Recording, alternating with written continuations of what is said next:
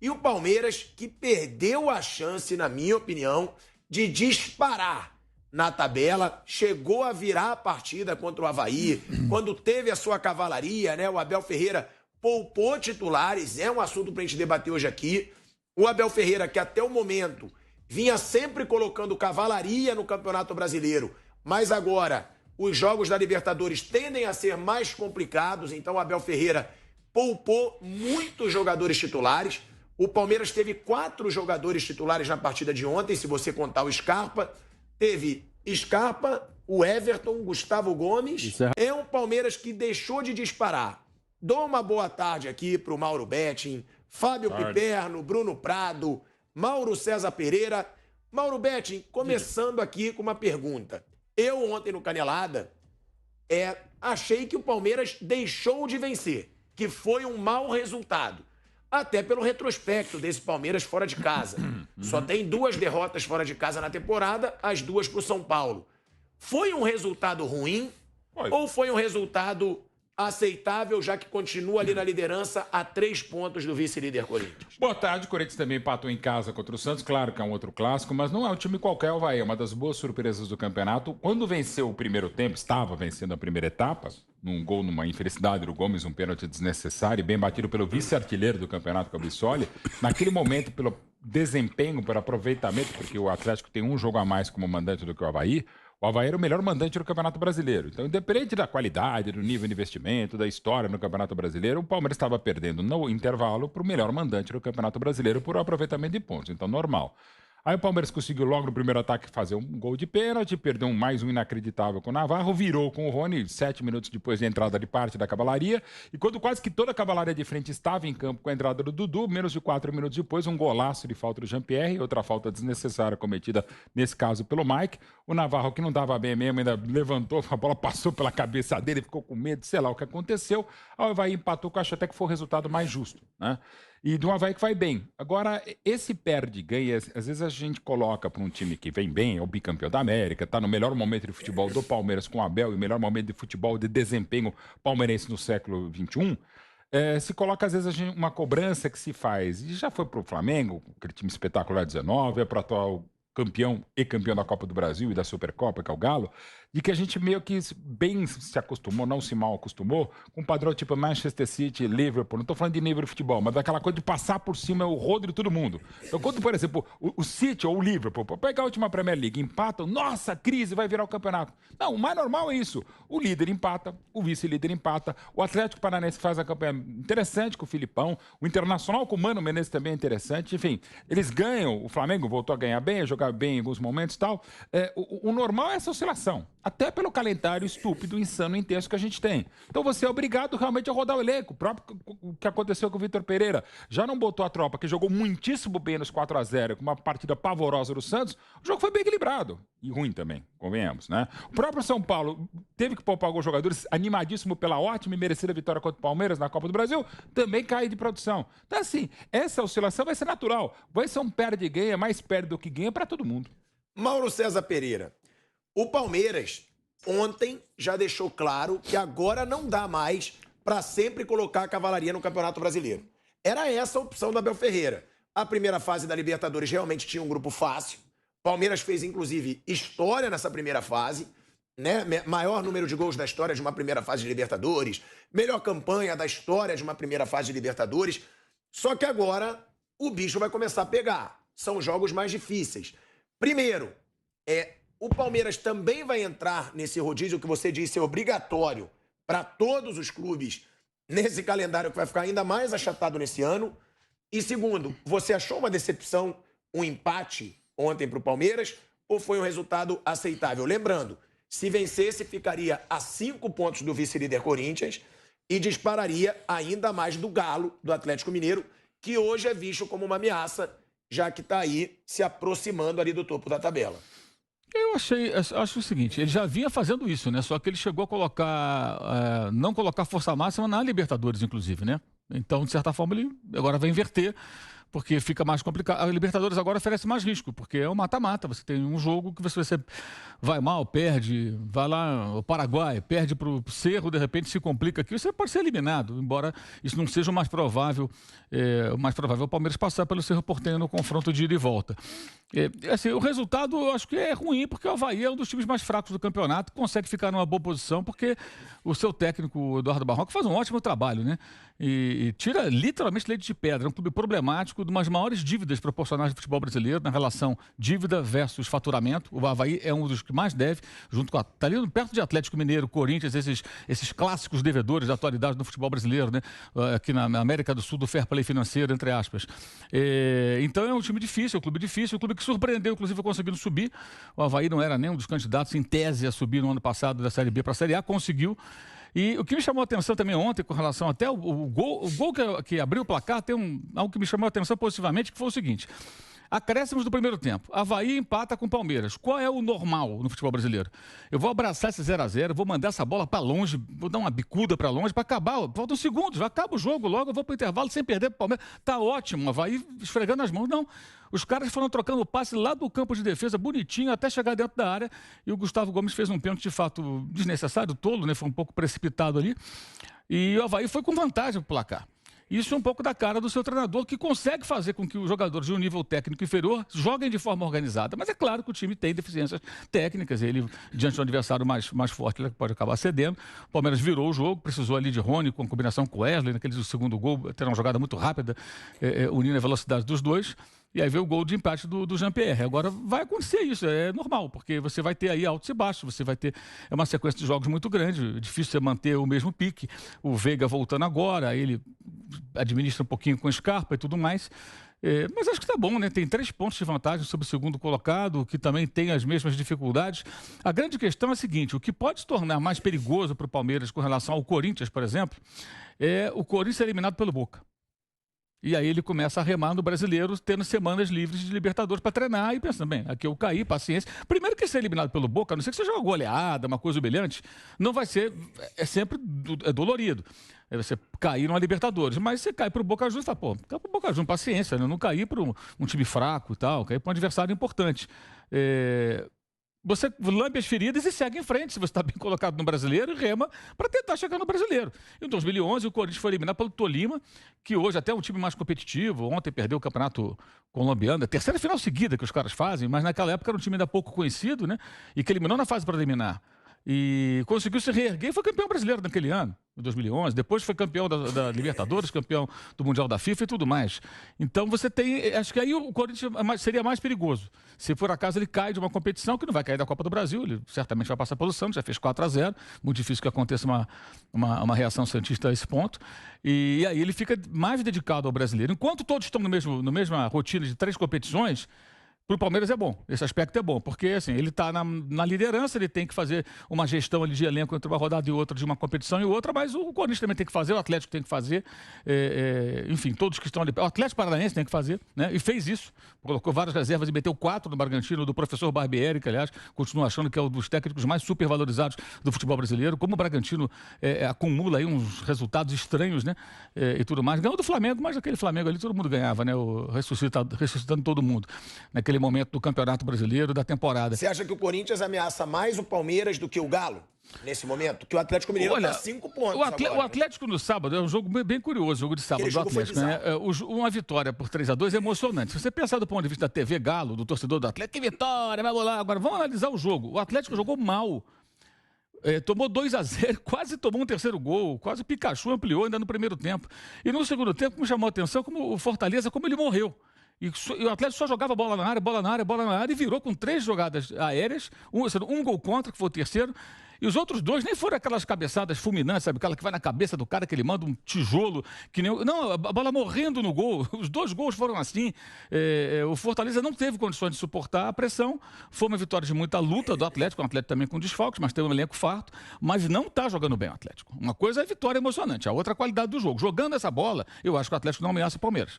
Agora, se o Atlético melhorar o rendimento do seu futebol, o Atlético pode ameaçar Palmeiras, Corinthians, qualquer um, porque tem time para isso. Mas a qualidade do jogo do Atlético, eu acho que ainda não o credencia a assustar tanto os demais. Fosse o Fortaleza um time mais resistente e fisicamente mais inteiro, que também joga toda hora, Fortaleza, tem o Estudiantes essa semana, inclusive, pela Libertadores, jogou com o Ceará também no meio de semana e venceu, né, pela Copa do Brasil. Acho que dificilmente o Galo viraria aquele placar jogando só bola na área adversária, despejando cruzamentos. E tem que ver também os reforços, né, que vão chegar a esses clubes nessa janela de transferência. E eventuais baixas também. Né? Você tem o Flamengo agora, Everton Cebolinha, acabou de se apresentar para o primeiro dia de treinamento. Yuri Alberto chegando, excelente reforço. Yuri Alberto chegando para o Corinthians. Pedrinho quase certo com o Atlético Mineiro. Allan Kardec acertando com o Atlético Mineiro. E podem ter as saídas. Também. Como disse o Mauro também. Podem ter saídas importantes desses clubes. Agora, falando em saída, falando em desfalque, Piperno e Bruno, o Scarpa mais uma vez dando conta do recado no Palmeiras. O Rafael Veiga realmente foi um desfalque que todo mundo esperava que fosse fazer o Palmeiras cair muito de rendimento e o Scarpa não deixou. Agora que o Rafael Veiga já tá voltando, já dá pra gente dizer. O Scarpa deu muita conta do recado. Foi impressionante como ele substituiu à altura o principal jogador do Palmeiras hoje. Sim, o Scarpa tá muito bem. Acho que no momento, assim, o último mês, ele é o principal jogador do Palmeiras, né? Ele é o atuando centralizado. Quando ele joga com o Veiga, ele joga muitas vezes aberto pela esquerda. E agora centralizado, ele deu muita conta do recado. É um cara que vai muito bem na bola parada, dá muita assistência, não faz tanto gol.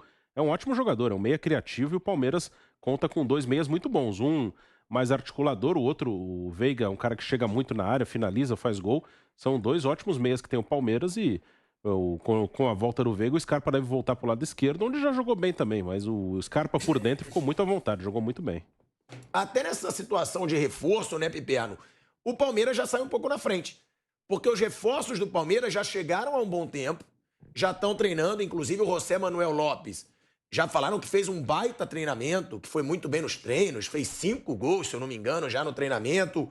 O que esperar desse Brasileirão depois dessa janela de transferências?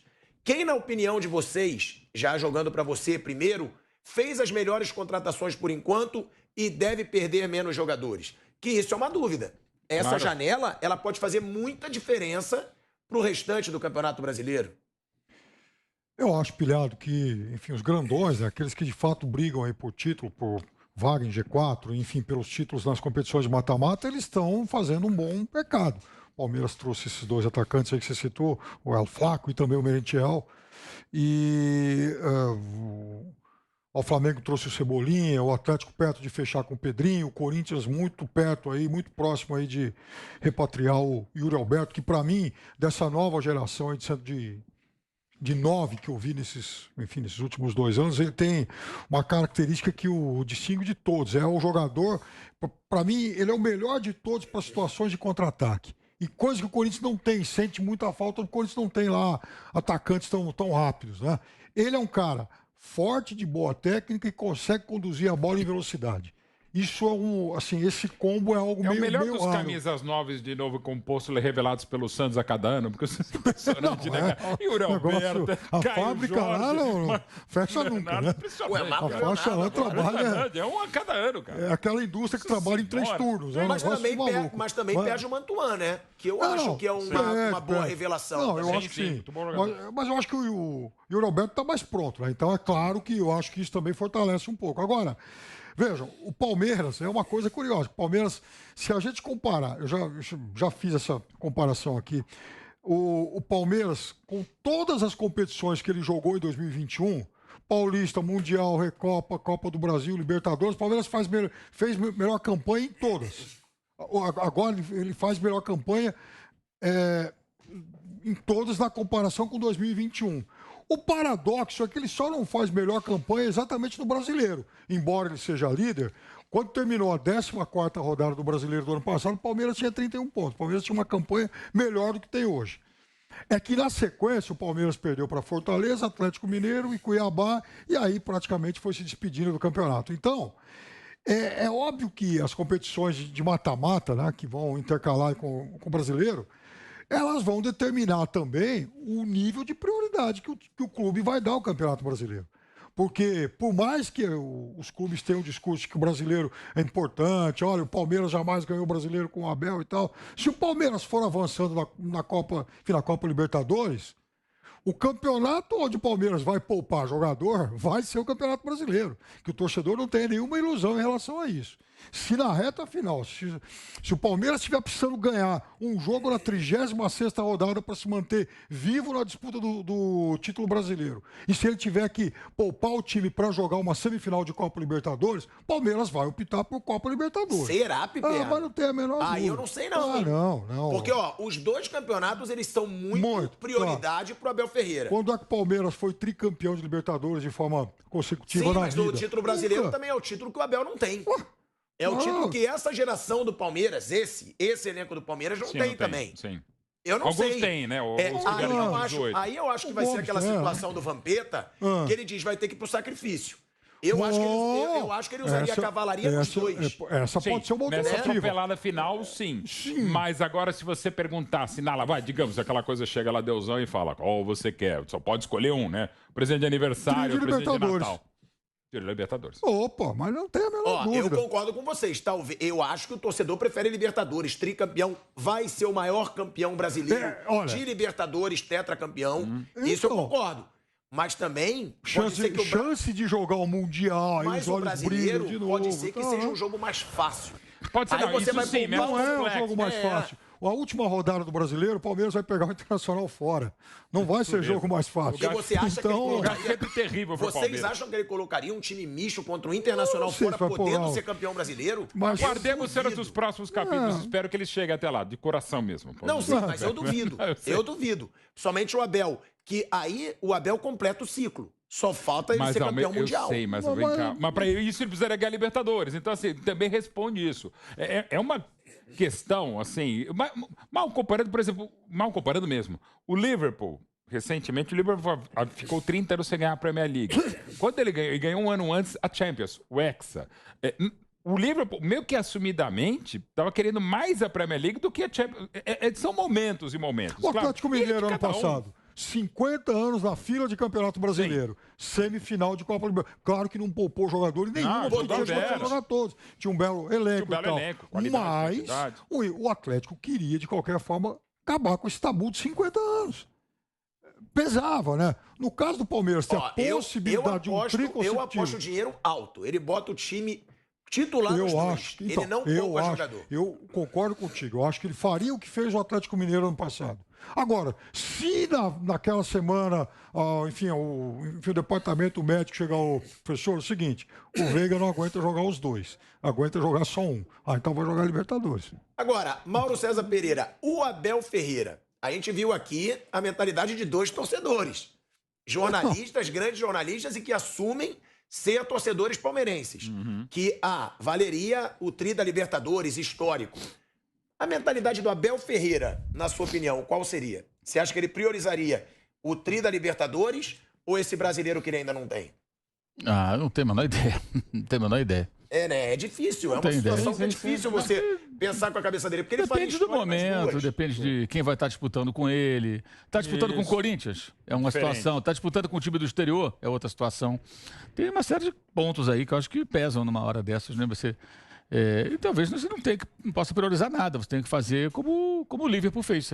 O Mauro citou o Liverpool. Foi atrás do campeonato inglês, não conseguiu, ficou um ponto e foi a final da Champions. Perdeu também. E ganhou Copas. Ganhou as duas Copas. Quer dizer, você vai indo. Vai levando.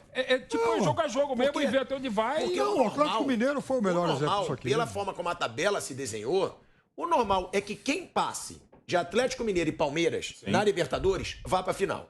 Provável. É o muito provável, mais normal, porque aquele lado da tabela tá bem mais fácil. Como o Flamengo pegou um lado mais fácil no ano passado. Sim. E era bem provável que se classificasse. Então, quem sabe o Palmeiras tem um jogo não tão difícil na semifinal da Libertadores. Porque o grande jogo do Palmeiras na Libertadores vai ser contra o Atlético Mineiro. Mas semifinal de Libertadores é semifinal de Libertadores. Você não brinca. Né? Não dá. A não ser que você abra uma vitória. Você tá 2 jogos na final, você goleia na primeira, aí na segunda você... O Liverpool fez contra o Benfica. Mas vocês concordam que o grande jogo pro Palmeiras, que deve definir o finalista, é Palmeiras e Atlético Mineiro? Se os dois passarem agora, teoricamente, sim. Acho que na Copa do Brasil ele só botou time titular porque era o São Paulo também. Acho que a Copa do Brasil vai ficar em último lugar ali. O rival pesa. Se fosse o Goiás, ele não ia botar o time inteiro.